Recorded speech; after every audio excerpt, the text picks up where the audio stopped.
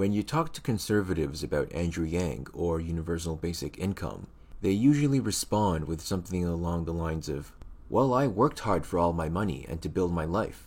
Why can't other people do the same thing? Why can't everyone work to have a better life instead of taking money from the rich who worked to get rich in the first place?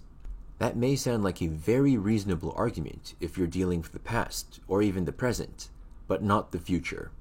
The key problem with that argument is that what most conservatives consider work won't exist in a few short decades. In the late 20th century, you could have been a truck driver, a coal miner, a retail worker, something like that, and it would have been enough to buy a car, a house, get your kids an education, and so on. The problem is those jobs won't exist in the future. And even now, if you look around you, truck drivers, retail workers, call center workers, etc., they're all being replaced by robots.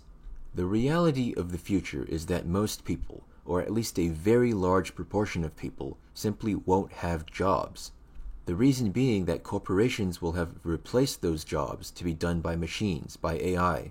And even now, if you go to an Amazon warehouse, all you're going to see are robots with maybe one person keeping tabs on things.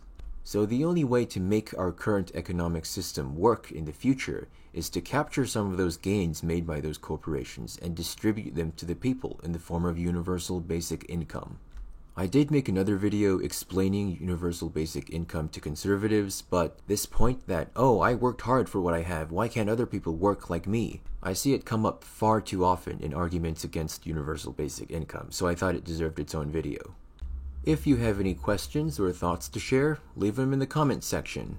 And if you think this video was interesting and helpful and should reach a bigger audience, share it with your friends and everyone else. Once again, I'm Summation Kid, and I'll see you in the next video.